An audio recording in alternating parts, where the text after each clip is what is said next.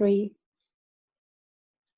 Good evening, my name is Coca Treviño, founder of the Proyecto. Together with the MAS Barrientos Mexican-American Cultural Center, we're thrilled to have artist José Villalobos with us tonight in our Spanglish series, a program dedicated to champion Latinx excellence and inspire communities into action.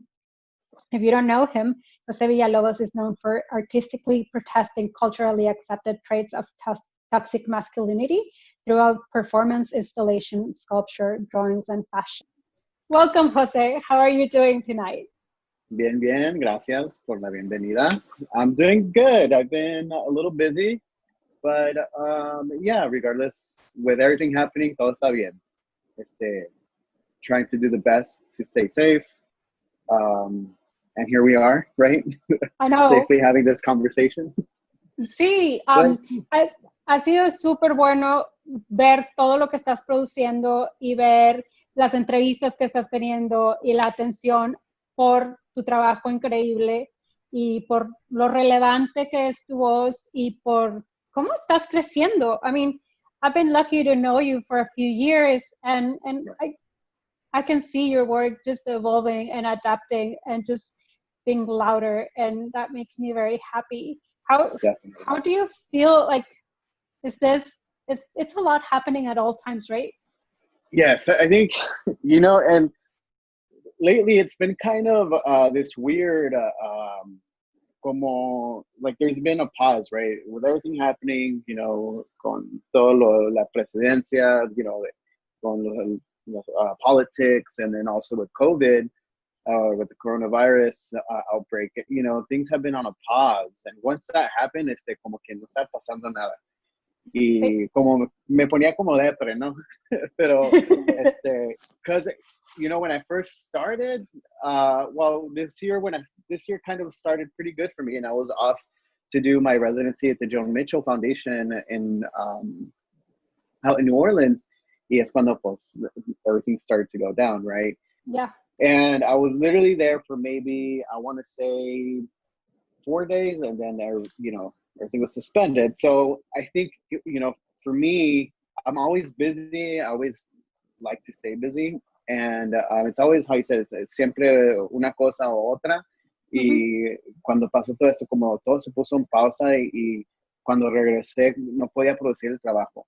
O sea, because I had, tenía un plan, right? So I had a plan for everything that I was doing. And also it was important because at that point, right, they bring in big curators and to do like studio visits, open studios. And it's like almost like you lost something, right? Y pues, it was a little bit hard for me to get in, pero me puse las pilas y a trabajar. Y aunque fuera nomás jugando con material o jugando con ideas, y luego poco a poquito se fue realizando el trabajo que estoy haciendo. But yeah, I mean, it's been a little bit busy. I'm glad it's getting busier, right? Because I almost, I think even now I still kind of get this weird feeling like nothing is happening. Sí. And it's just happening, pero en otro formato, no es en otra forma. And it's going to get a little bit used to, and I think we're going to be like this for a little bit. Sí. But I'm trying my best. I think that's what we can do, right? So. Entonces fue difícil para ti adaptarte al como el nuevo pace, pero ¿cómo te sientes? ¿Tu producción es más like thoughtful o tienes alguna conexión diferente al trabajo o nada más fue aclimatarte como en your body and in the situation and then just keep on as usual? I think it was more acclimating to it, right? Getting used to it. I think my work has always been thoughtful, but being able to really like sit and stew on it, right? Como si fuera un caldo. Para que agarre sabor. Más, ándale. Y pues en todo eso me comenzaron a dar otras ideas, trabajar con diferente material, y también me dio la oportunidad de crear una camiseta que vendí, limited edition, right? So it was fun. It was kind of slowly getting into it, but it was a little bit just getting used to, se me hace que era lo que me pasaba a mí, y cómo iba a producir trabajo, ¿no? También no teniendo acceso al estudio y nomás trabajando en mi casa, o sea, todo fue limitado, o sea, nomás del ambiente, ¿no? Y, you know, not working, being able to have like a bigger space, go out and do things, kind of all that also brings in, you know, more thought into what you're creating, and not being able to do that, you have to access things in different manner.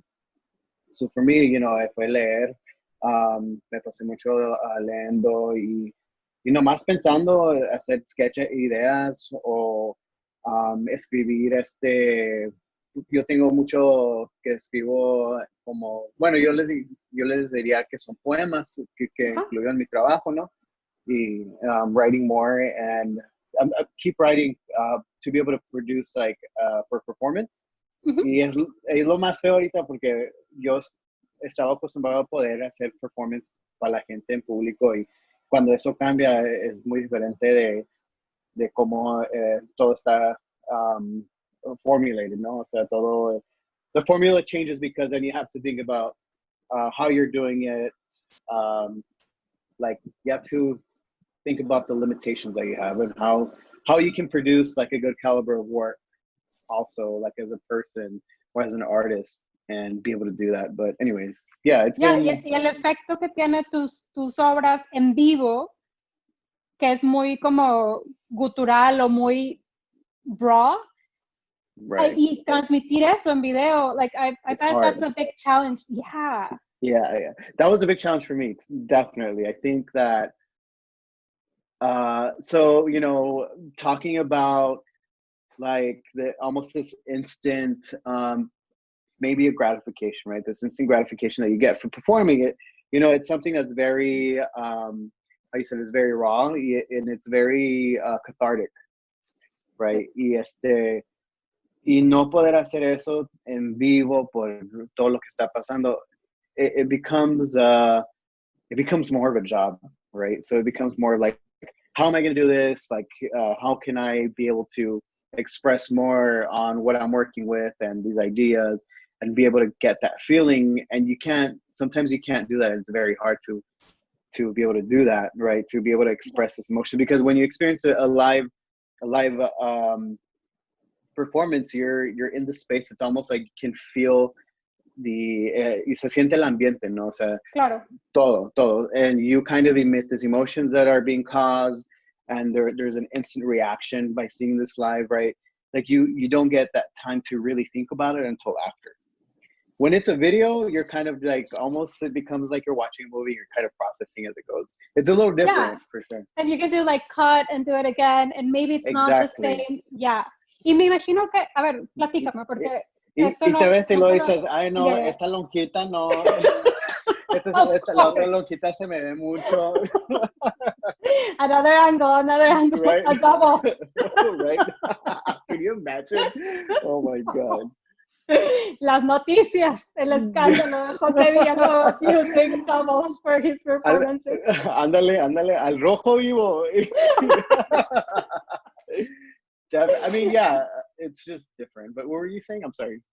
No, yeah, that I have never thought to ask, but cuando haces un performance así, me imagino que también tú te nutres, obviamente, mucho de lo, como decías, del ambiente y todo, pero tú lo usas como momentos de catarsis, o te ayuda eso para resolver cosas personales, o eso ya está procesado para la hora en la que terminas de hacer la pieza.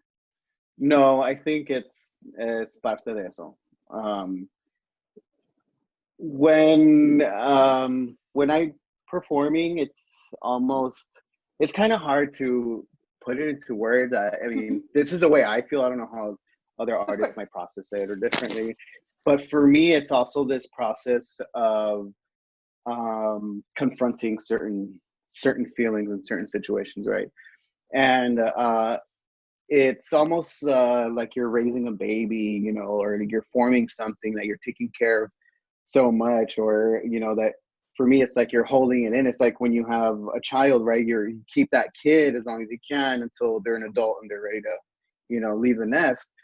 for me, you know, for a bit it was kind of that, but also era como procesar algunas cosas que he crecido con diferentes emociones o problemas, y you know, it is a sense for me to be able, I mean, because it is so cathartic, and to be able to do that, it's like a way to confront these specific issues and problems, not only mine, but also confront these obvious issues that maybe the current generation is experiencing, right? Yeah. Let's talk about like homophobia, el racismo, just kind of like just everything in a bunch, right? And when I perform, you know, it's usually there's maybe almost a mix of two traditions, right? Or yeah, it's like actually two traditions, and maybe like something that I'm trying to understand and deal with. And when I say that is I tend to take my work, even if it's not physically showing that, but I try to think of a performance as a way to confront this battle of being American and Mexican, right? Of Mexican descent, because I was born and raised in El Paso and Ciudad Juarez, right? Going back and forth. So I was raised between these two different borders. And then also dealing with confronting like homophobia, right? And years of not being able to come out, and going through this idea that something was, que algo tenía mal yo porque no, porque nunca tuve como una persona que me fuera guiando que estaba bien, ¿no? Todo era contra another two borders, like como ser right. Lo que eres y like what you're supposed to be or what you're hoping, I don't know, yeah. Right, it's just, yeah, I mean, it's exactly that, it's expectations, right? So for me, it's definitely like dealing with these two, you know, or just all these morals that kind of come into tradition and cultural relevance, and also like me being queer and processing almost everything. And I try to treat that as a cathartic way to process and confront these issues, right? And kind of expose the reality of things. Like this is kind of the truth of things, because a lot of people don't realize a lot of the things that we go through as people, right? And even more when it's like amped up by the color of your skin and by your sexual orientation, and you know, religion, and yeah, religion, and where you come from. Like all that is expanded into a really, really big issue. And yeah, I mean, to me, it's just being able to confront it and talk about it a little bit, talk about it louder. I think it helps me to be able to talk about it and fight for others too, porque no soy el único que está pasando estas cosas. Yo, cuando me pongo a hacer el performance, a mí me ayuda también a ayudar a otros, ¿no? O sea, tú no, like, you're not the only one, like, but you know, I've been blessed that has allowed me to give a voice to others in a sense, right? To be able to kind of show that this is not just a one person issue. This is a multi, like, dimensional problem, right? It's like it comes across in all types of places and people and everything, but yeah. Claro, y creo que es súper, súper importante y pesado, y como lo hace más grande, no se me olvida la palabra que quiero decir. Anyway, voy a explicar. Como trabajas mucho con iconografía, el mensaje está mucho más claro, y con pocas palabras o sin palabras, pero con iconos, puedes enseñar de que esto está mal, esto no tiene sentido, por qué me están juzgando, por qué estás usando eso para atacarme.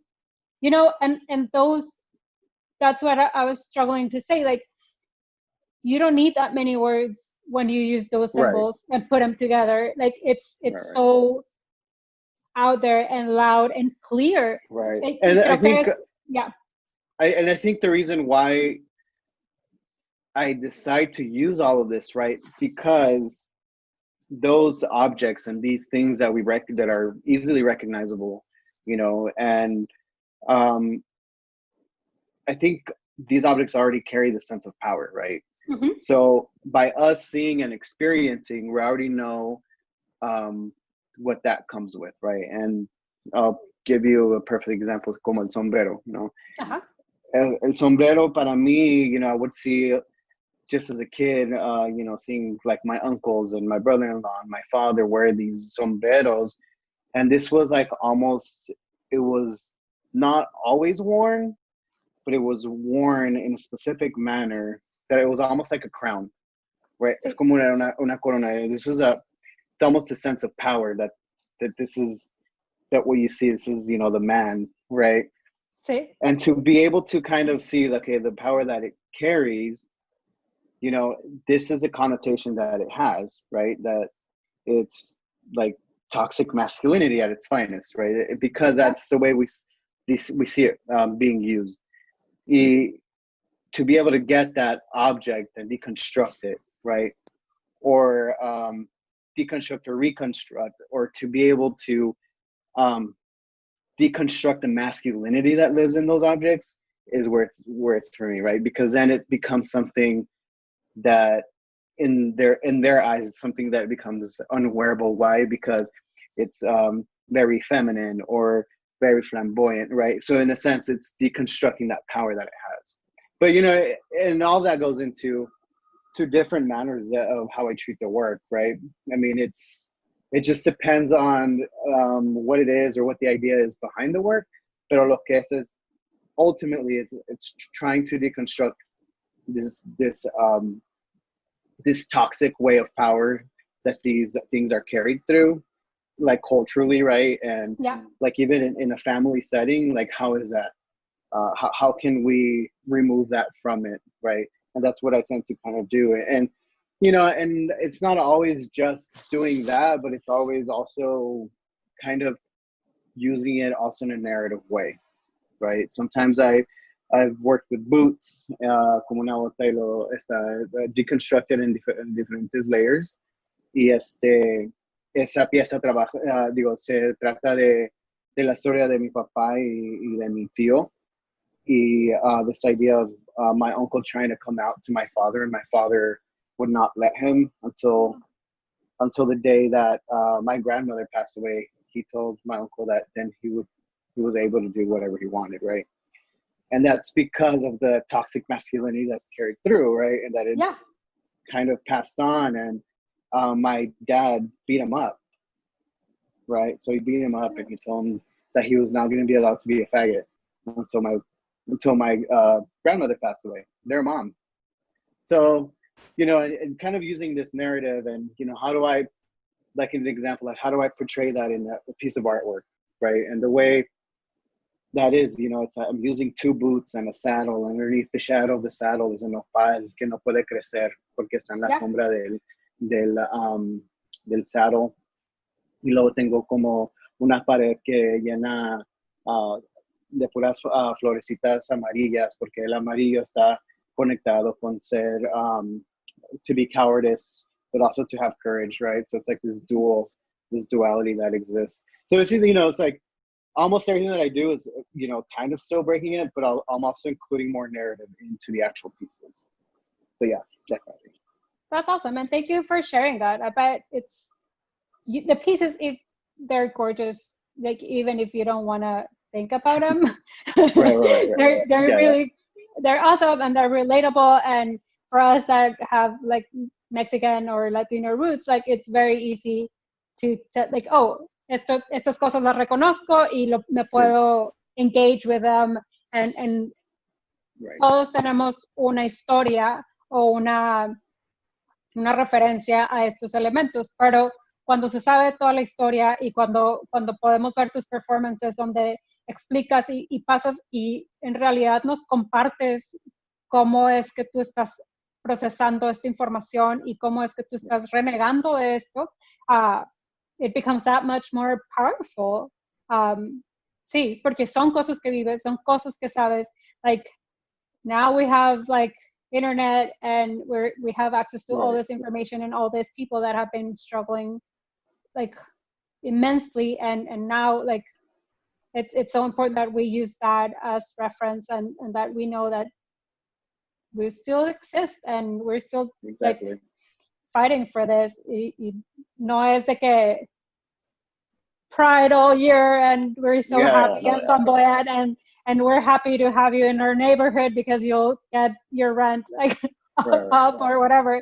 It's just ridiculous. It's still not a done deal. Just like because we had a Black president, like that doesn't mean that racism is over, which is there's further work that goes into it, right? And it's crazy. I think that there's a lot more work to be done to at least begin the fight, right? Sometimes we want to take like the easy way out, and sometimes I see that across, you know, different institutional spaces and stuff like that. And I think, you know, they think I think that they think that just because including someone who's Black either as an artist or in their chair is going to do fixing when almost everybody else is white is also problematic, right? Like that's not fixing anything, because you're only also tokenizing someone, right? And I think, you know, I think there's a lot more cultural work to be done, and cultural, and you know, to be able to listen, right? I think that is the most important thing, is that we need to be able to have the ability to take the time and listen, because sometimes we don't, right?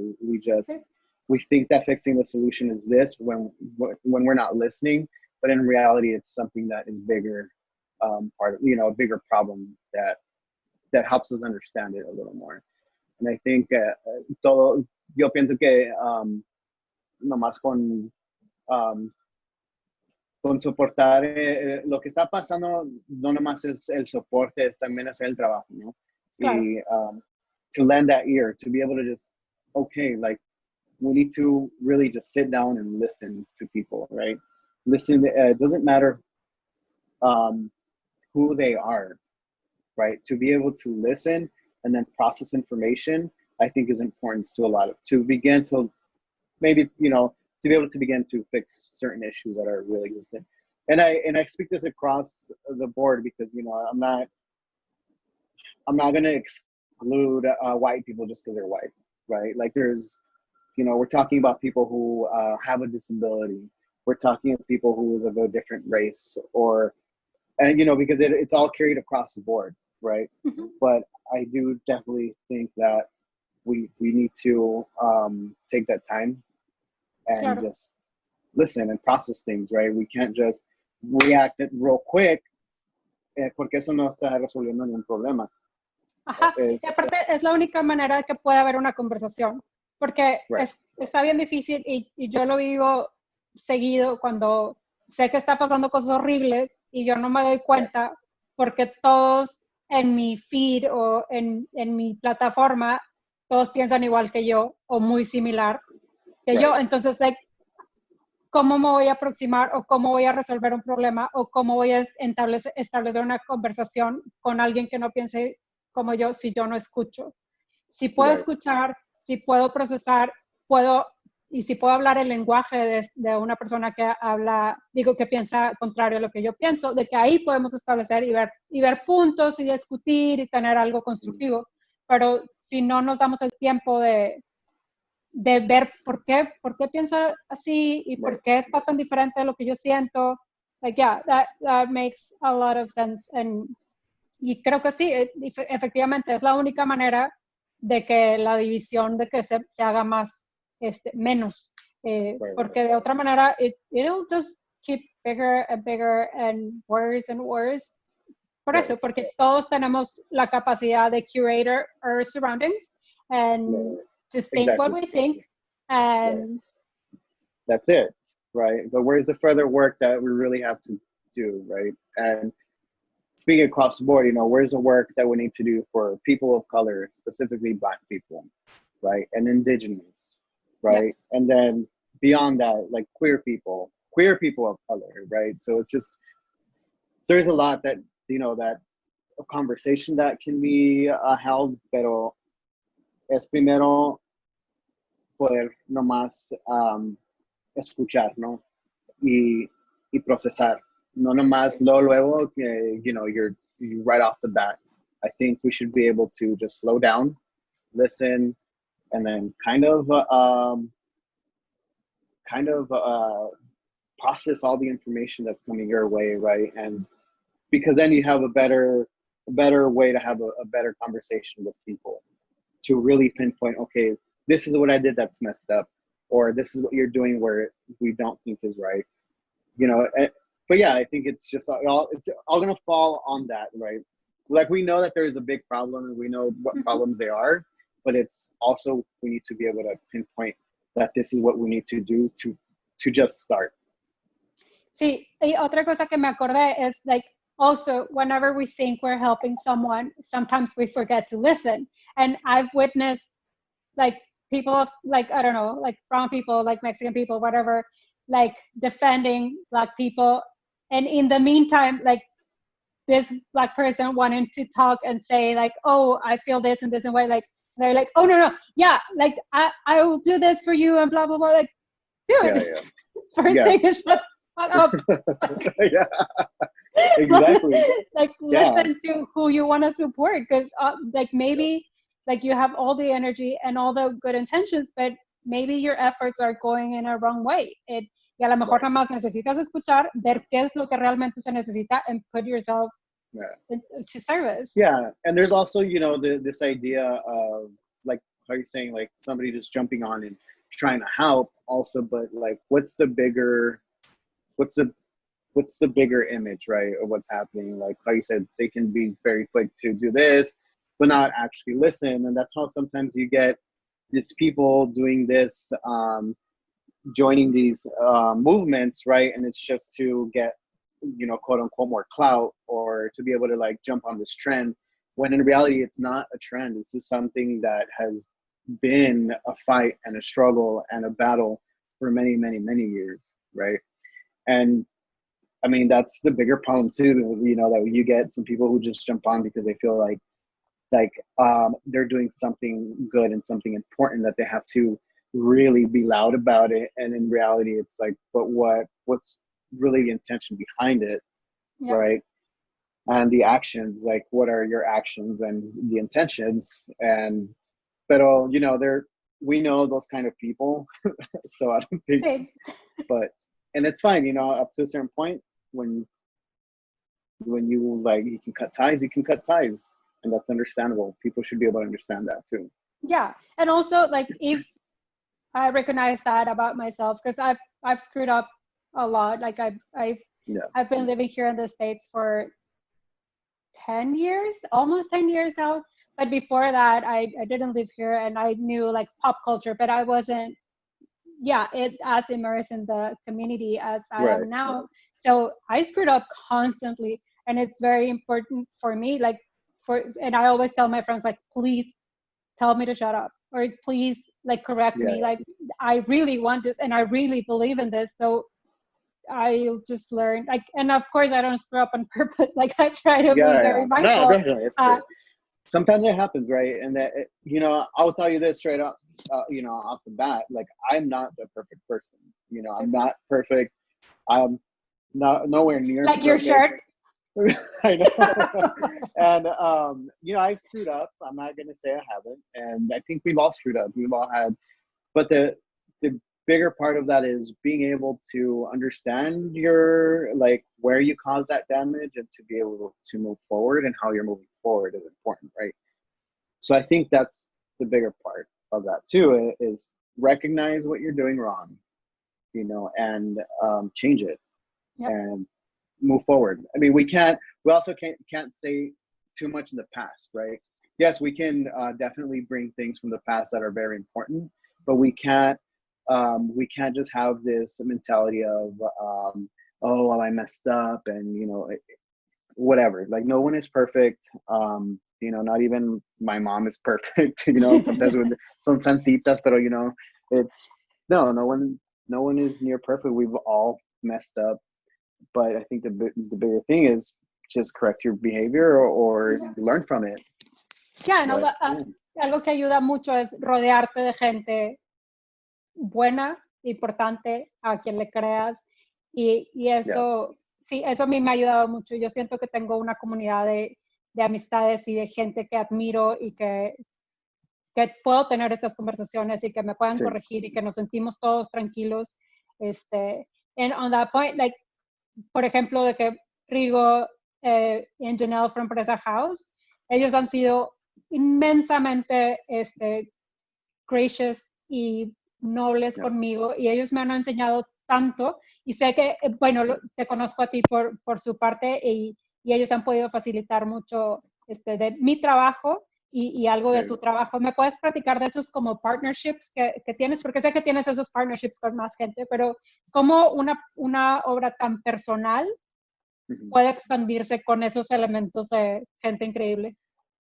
I think that para poder, es todas las intenciones, ¿no? Yo pienso que es toda la intención de la persona, porque en veces uno puede ser una persona que va a soportar lo que estás haciendo, pero nomás es otra vez, para obtener más gente o más publicidad, ¿no?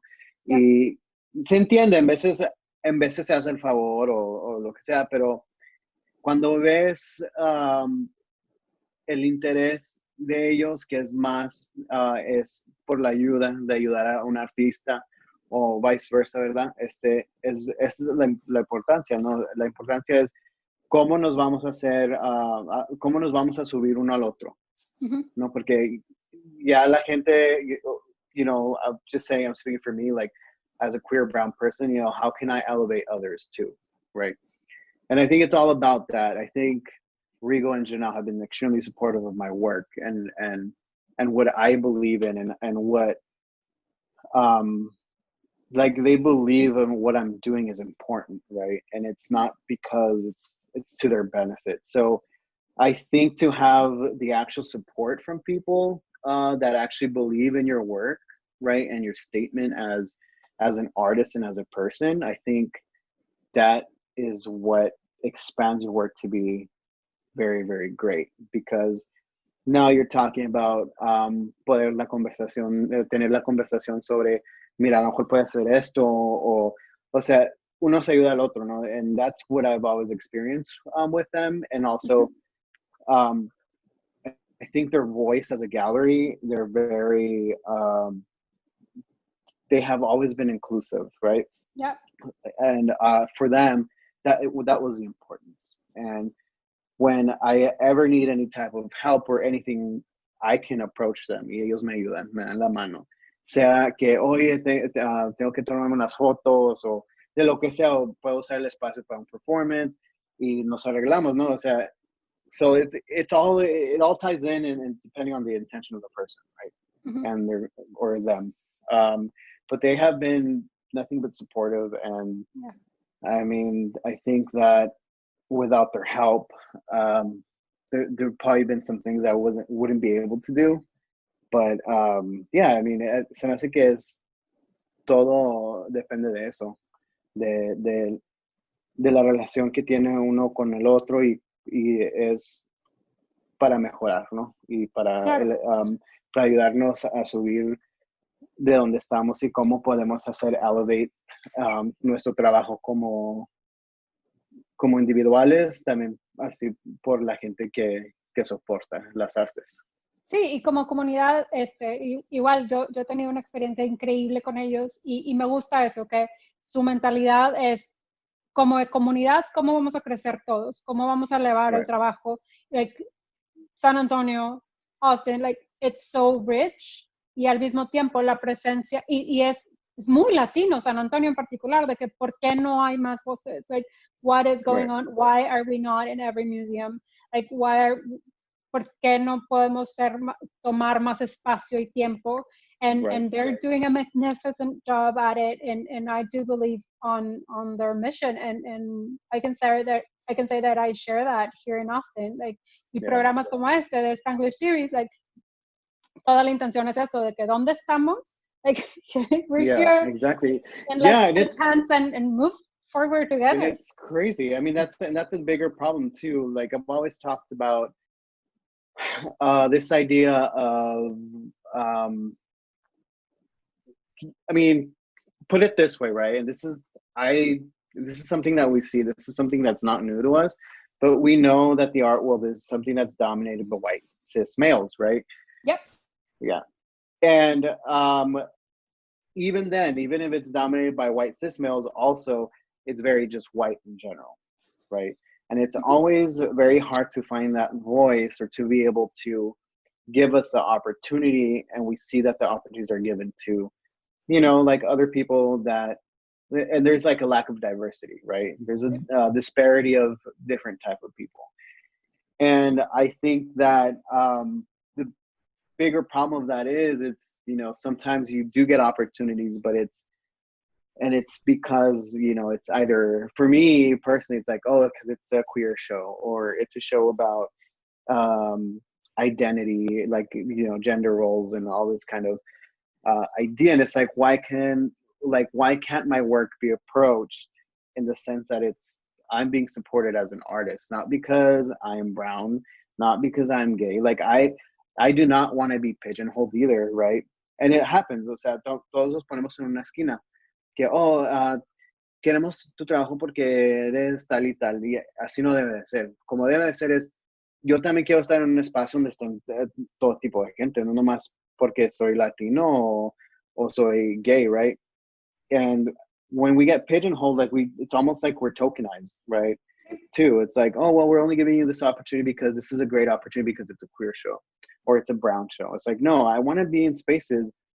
I want my voice as a Latinx gay man, right, in a space where there is a lot of white people. And like, where for they me, don't it's expect to see only that kind of work. Exactly. Like, so it's like, mezcladito. Yeah, like, why not have all kinds of work, right? Not, and for me, it's like, I want to be in that space. You know why? Because then that's when we know where someone is doing their work too, and not the only person. I'm talking about bringing a lot more people to the space, because you also don't want to be that token person, right? Mm-hmm. And it's like, we need that work being done, and it's not being done. I mean, and you know, we see it here and there, que hacen un show and it's diverse, blah blah blah, but in reality, it's just like, it's a movement, right? It's this way of them kind of showing that they're diverse, right? Because then after that, what happens? You start seeing the same trend or the same thing. And I think there's still a fight to happen, a bigger fight that especially artists have been going through. Mm-hmm. You know, it's just also talking about cuando hablamos el arte como de los indígenas o personas latinos o latinas, right?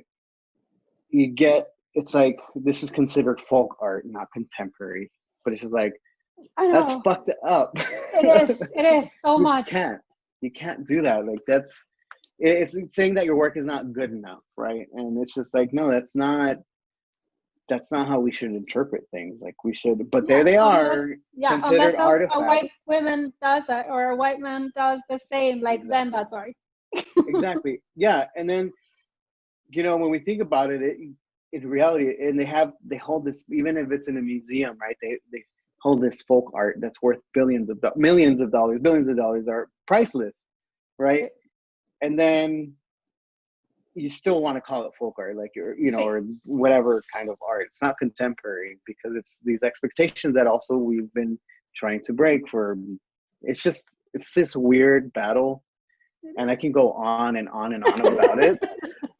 But that's the reality, you know. That's just kind of in a space that we're in, and we see it. We're not stupid, but we also, that's what kind of forces us to kind of create our own spaces. But I think that we should not be driven away to do that, right? There should be a lot more acceptance and a lot more work being done with these type of people. You know, and I say these type of people is just in general, someone who's not white. Yeah. Just people in institutions and stuff, like, right. Dude, you get paid to research and to gather a good collection of artists, like, for curators or people that are generating this different projects, like, that's our job. And I, like, personally, I take it super seriously. Like, ¿dónde está toda esta gente? De que hay gente de todos colores y todos sabores haciendo todo tipo de trabajo. I'm sure that if you put in the time, you'll find someone that it's good and that it's trying to say what you want to say. La cosa es que sí tiene que, probablemente no va a ser tu primer search en Google, de que probablemente you have to dive into different communities and different people and stuff, but that is the work, and that's the beauty of it.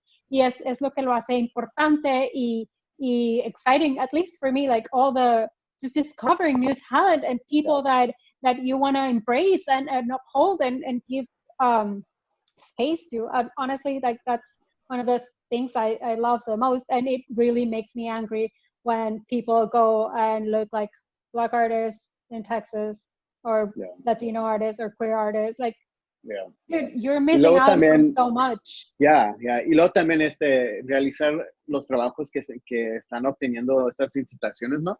O sea, we have to pay attention to that. What works are being acquired by institutions, right?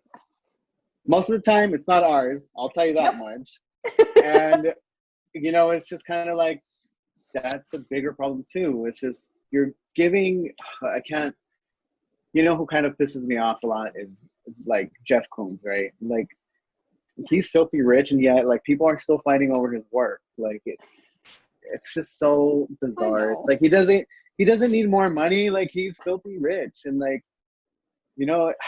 there's a lot more important work than such. But there's demand, and that's the thing. Like, that's capitalism. And, but you know what I will say is that I do take pride in that, in the fact that like this whole demand and this capitalist like mentality, we know like as people of color that it's so fucked up. And it's like, and we kind of know that maybe we won't get that recognition, but you know what, I can tell you that I have that pride that I'm like, well, this is not, my work is a lot more important than trying to fucking make a buck that way, right? Like, we all want work to sell. Like, it's not like we don't. We're artists. That's kind of how we survive, right?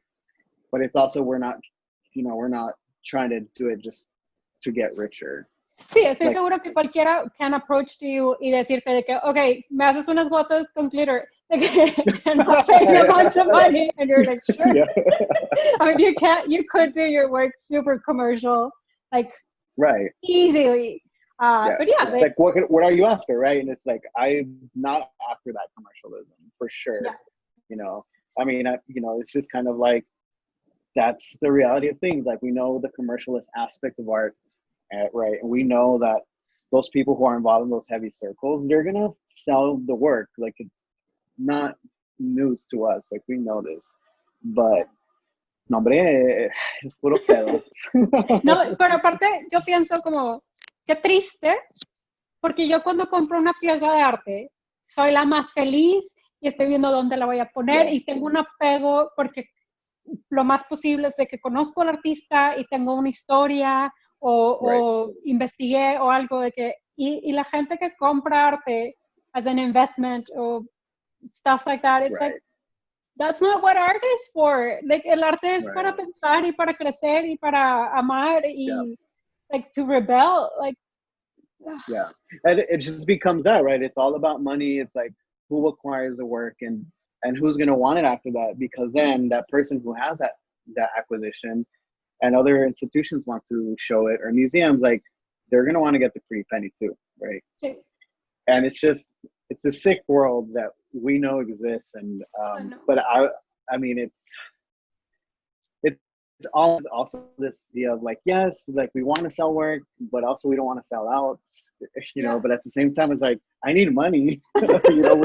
We need to survive. Pero no, it exists, and it's nothing new. This is something that has been going on for many, many years too. But I think that the more we stick together too, is we're also breaking that barrier, right? We're little by little. I know it's very minimal, but we know that we're at least making a small dent in that, and even just in the process. I've missed is, yo he trabajado muchos años de mi vida en trabajar con artistas, en crecer artistas e instituciones, pero lo que no me había enfocado y lo que me entiendo ahora que fue una muy mal, como I should have, es el patronage o de que en coleccionistas y explicarle a la comunidad, aunque no tengas mucho dinero, por qué es importante invertir en estos artistas y lo que hace a tu comunidad y lo que hace a las escuelas y a un artista trabajando todo el bien que genera a su alrededor, todo la educación, el thought process, las instituciones de que teniendo más. Everything. There's so much attached that's not paid attention to. O sea, no ponen atención a estas cosas. O sea, que es la parte positiva de enseñar el tipo de trabajo. Pero yo pienso que ahorita estamos en un momento que el mundo se está abriendo más y más y más. O sea, hay muchas posibilidades de nomás de ser, ¿no? Nomás de ser y cómo procesamos muchas cosas.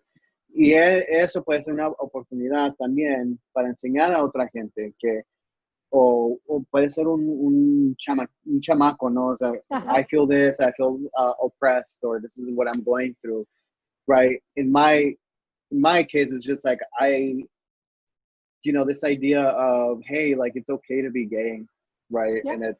And the more we stick together and the more we fight this homophobia, the more we're able to construct a safe environment. And for me, it's, been like that. Like you can educate, a kid about this. You can educate, maybe it's an older person que nunca tuvo la oportunidad de salir del closet, ¿no? Y cómo podemos navegar este mundo. Para mí, todo se trata de mi trabajo, es cómo navegar como una persona que estuvo en el closet durante todos los años. Yo salí cuando ya tardecito, yo diría. Yo salí cuando tenía los 22, 23. Oh, wow. I'm 31 now. So, and it's just talking about, okay, how navigating these spaces. How do you navigate such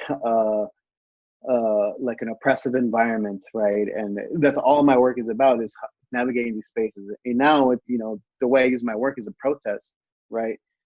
It's a protest to homophobia. It's a protest to also, not being Mexican enough and not being American enough. And so it's like all these dualities that exist in the work, but also, I mean, it's heavily based on fighting machismo and fighting the homophobia that exists in your own, where you're supposed to feel safe, right? Your own home. Cuando uno está en su hogar y en su ambiente con familia, o sea, yo nunca me sentí como either safe o como que yo era parte de esto, ¿no? O sea, no me sentía al 100% pues yo mismo, o sea, como persona. Y and that's education that you can teach with all your work, right? And this is sometimes where institutions fall flat, is that it's all about gaining more money or gaining a famous piece. And it's, like, I get that these are things that have existed in the world, but also you need to pay attention to the now, because what is now is something that's going to lead to something in the next generation. Just how all of these masters, right, of the art world have taught us how to express ourselves through the sense of creating. Right now, how can we do that too? Right. And it's just, I don't know, I think it's important to do that, because it is all about education. It's about maybe just understanding, right? Maybe understanding someone's pain and suffrage through the use of their work. And that's one of the, also, like, talking about that, that's also another reason why you do performance, right? Porque yo no puedo, porque siempre pasa el comentario que, porque te haces daño, right? Because a lot of my performances are a little bit on the graphic side. And they've asked me, why do you hurt yourself so much, right? And my answer to that has always been, because sometimes the physical sculpture and installation it's going to look pretty, because that's what kind of how I'm treating the work, right? But also with all of that, all of this front is also a lot of pain, right? And a physical, like, sculpture or installation or drawing, it can emote a feeling, but it can't go past a certain level, right? And for me to be able to perform, right, and use my own body as a sense of showing other people pain is completely different, right? Because we can all relate to it. It's like a universal, it's like our bodies are almost like a universal language, because we're all flesh and bones and blood, right? And it's to see that, o sea, ya uno se puede relacionar más con la idea del artista o de persona que está haciendo performance. So, y el proceso que estás viviendo, like el proceso interno. Right. And also, like, you're doing it live too, right? And when you see something crazy, like me being dragged by a horse, or me stamping my forehead, because I did that at the Blanton Museum in Austin. I had that performance that I did there, or simply like stitching into the palms of my hands, and to be able to actually physically cause this pain to myself and my body. People can automatically like relate to it, because we all have bodies and we all feel that pain, right? I can tell you about the pain of being gay and suffering homophobia, but maybe like this person who is not gay can't relate to that because they're not gay, right? Yeah. And they just, there's only a certain level of understanding it, right? But when you treat pain in a different way, or physically, like me, like there's no way you can't say, well, I don't know what that would feel like, because you've been cut a point in your life, you've been pinched, we all can relate to physical pain. And to be able to provide that, it's also a sense of education, right? Like, oh, like I didn't know this is what it can possibly feel like, right? Yeah. And I don't know, it's just that. I mean, there's so many levels to it, to everything. I mean, we can talk about all the layers and deconstructing it, but nunca vamos a acabar. No, but that's the beauty about your work. You have so many layers, and it's still in progress. And I love seeing like cómo estás experimentando y los nuevos formatos, que hayas hecho una camiseta, que estés dibujando. Like I'm just excited about what's coming for you. Muchísimas gracias por darme tu tiempo cuando sé que estás tan ocupado. It's always so nice talking to you. It's always fun, and I learn, and I get to have peeks at what you're doing, and yeah, I'm very grateful for always having my back and always being there for us, and yeah, for sure. Yeah, once this thing is over, once we're free, and ahí nos vamos a tomar una chelita juntos. Claro, todas las que quieras. I was thinking, like, probably I saw you last on July 4th, right? Last year. God, yes. It's been a long time. And before that, I think it was with the one and only Justin Favela and Pavelito, like when you were doing Latinos School Lunch, and I was just like being an intruder. But yeah, shout out to Justin and Pavelito, like also amazing supporter of the arts and the Latino. Yeah, definitely. Pavelito wrote a really, really badass essay on my work. And it's online. You can access it online. So at any time, I can even send you a link to it. Yes, please do. So it's super important essays that have, I got written by Mark Castro, who is now the Latin curator at the Dallas Museum of Art, and Marisa El Toro, who was in the Phoenix Museum of Art. But I mean, yeah, super badass people, and it's also, I've always treated, like, when I get to know these, like, certain, like yourself, or Greñas, or Justin, or Pablito, like, it's weird because the connection that we almost instantly make, and me with other people, like with Rigo and Janelle, it's like this almost like this family, right? And it's that constant to be able to stay in touch, and to just kind of like literally just talk whatever is important to our mental health, right? Yeah. But beyond that, like, I think that's how you begin relationships. This is where the support comes in too. And I want to thank you for everything too, that you hasta nomás to lend me your couch to crash in, Always. Yeah, and that's what I was saying, like, listening and like everyone, and surrounding yourself by only good people. Like the rest, like, no way, like, it's just wasting your time. But when you get access to people like y'all, and to people that are open to helping out, and to lend an ear, and to that there's always like a long table and they're happy that you joined. Like that's the best kind of friendship, and the only way that we can. Yeah, because then you really, we do need people in our lives that are telling us, you know what, esto fue gacho, dude. Arréglalo. You know, like that's who we need to be surrounded by, because you know that they truly care for you, right? And you're not only just you, but also your representation is like, how are you? You know, because we're in the public eye, you know, as artists, and you as a curator, right? And especially also like Greña is in the public eye, and you know, we also have to hold each other accountable for a lot of things. And I think that's the importance, porque si tienes alguien que les valga, entonces nunca vamos a aprender nada y vamos a quedar en la misma. Sí. Bueno, pues it was a long way to say I really appreciate you and I love you and I thank you for being here with me. Yes, thank you. Good night. Ciao.